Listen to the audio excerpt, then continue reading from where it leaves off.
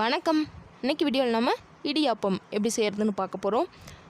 ரொம்ப சாஃப்டாக ஒன்று ஒட்டாமல் நல்லா உதிரியாக இருக்கக்கூடிய இந்த இடியாப்பம் எப்படி செய்கிறதுன்னு வாங்க வீடியோவில் பார்க்கலாம். ஃபஸ்ட்டு இந்த இடியாப்பம் செய்கிறதுக்கு ஒரு மிக்சிங் பவுலில் 2 கப் அளவுக்கு பச்சரிசி மாவு சேர்த்துக்கிறேங்க. இது வீட்டில் அரைச்ச பச்சரிசி மாவுங்க. இதுக்கு பதிலாக நீங்கள் கடையில் இடியாப்பம் மாவுன்னு விற்கும், அது கூட சேர்த்துக்கலாம்.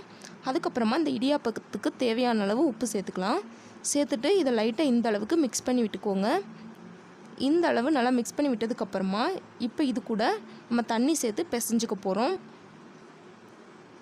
நல்லா சூடான நல்லா கொதிக்க வச்ச தண்ணியை இதில் கொஞ்சம் கொஞ்சமாக சேர்த்து இதை பிசைஞ்சிக்க போகிறோங்க. சூடாக அந்த மாதிரி தண்ணி சேர்த்து லைட்டாக அந்த மாதிரி கரண்டியை வச்சு லைட்டாக மிக்ஸ் பண்ணி விட்டுக்கோங்க. நல்லா எல்லா மாவும் ஒன்று சேர்ந்து வர்ற வரைக்கும் இதை நல்லா மிக்ஸ் பண்ணிக்கோங்க. இதை சப்பாத்தி மாவு பதத்துக்கு பிசைஞ்சு எடுத்துக்க போகிறோம். தண்ணி ஒரே ரவுண்டாக சேர்த்துறாமல் கொஞ்சம் கொஞ்சமாக சேர்த்து மிக்ஸ் பண்ணிக்கோங்க. ஓரளவு சூடாக இருக்கும்போதே இதை நல்லா ஒன்று சேர்ந்து வர்ற வரைக்கும் மிக்ஸ் பண்ணி எடுத்துக்கலாம்.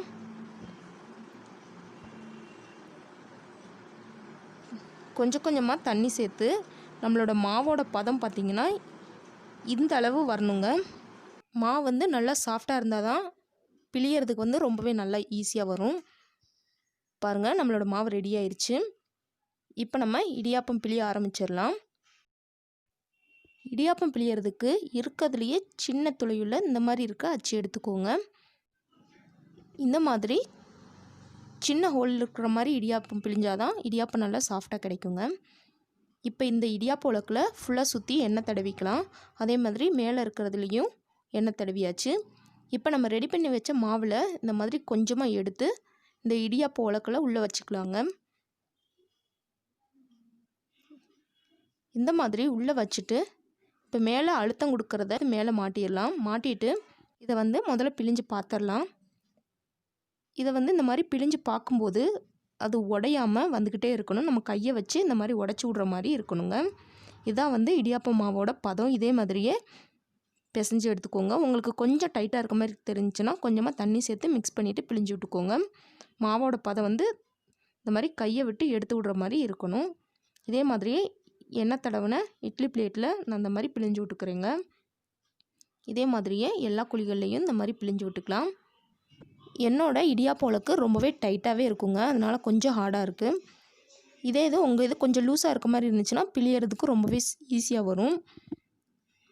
எல்லாத்தையும் இந்த மாதிரி பிழிஞ்சாச்சுங்க. இப்போ இதே மாதிரியே இடியாப்ப பிளேட்லேயும் பிழிஞ்சு விட்டுக்கலாம். இதில் பிழியும் போது கொஞ்சம் அழகாக கொஞ்சம் பெருசாக கிடைக்கும்.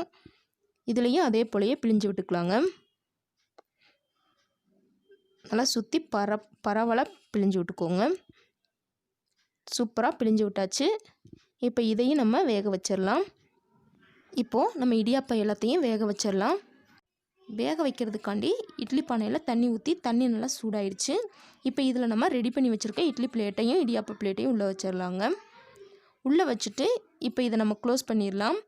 க்ளோஸ் பண்ணி ஒரு 8லேருந்து 10 நிமிஷம் இதை நல்லா வேக வச்சுக்கோங்க. ஏற்கனவே நம்ம சுடுதண்ணி போட்டு பிசைஞ்சனால சீக்கிரமாகவே வெந்துடும். கரெக்டாக 10 நிமிஷத்தில் திறந்தாச்சு. ரொம்பவே சூப்பராக வெந்துருச்சு. பாருங்கள், இந்த மாதிரி எடுத்திங்கன்னா எவ்வளோ சூப்பராக வருது பாருங்கள். எடுக்க நல்லா உதிரியாக வருது பாருங்கள். லைட்டாக நசுக்கி பார்த்திங்கன்னா கையில் ஒட்டாமல் பார்த்தாலே தெரியும் வெந்துருச்சுன்னு. இந்த அளவு இடியாப்பம் வெந்ததுக்கப்புறமா இப்போ நம்ம இதை வெளியே எடுத்துடலாம். நம்ம பிளேட்டில் எண்ணெய் தடவினதுக்கு எதுக்கும் லைட்டாக இந்த மாதிரி கமுத்துனாலே போதுங்க, ஒட்டாமல் வந்துடும். பாருங்கள் எந்த அளவு ஒட்டாமல் நம்மளோட இடியாப்பம் வந்திருக்குன்னு. ரொம்பவே சாஃப்டாக இருக்குது பாருங்கள். நல்லா உதிரியாக நம்மளோட இடியாப்பம் ரெடி ஆயிடுச்சு. இந்த இடியாப்பத்தை நல்லா தேங்காய் பாலோடு வச்சு சாப்பிட்டிங்கன்னா ரொம்பவே அட்டகாசமாக இருக்குங்க. கண்டிப்பாக இதே மாதிரியான ஒரு இடியாப்பத்தை உங்கள் வீட்லையும் ட்ரை பண்ணி பார்த்துட்டு எப்படி வந்துச்சுன்னு மறக்காமல் கீழே கமெண்டில் சொல்லுங்கள். இந்த வீடியோ உங்களுக்கு பிடிச்சிருந்தா லைக் பண்ணுங்கள், ஷேர் பண்ணுங்கள். மறக்காமல் சமையல் செய்வது எப்படி நம்மளோட சேனலை சப்ஸ்கிரைப் பண்ணிக்கோங்க. தேங்க்ஸ் ஃபார் வாட்சிங்.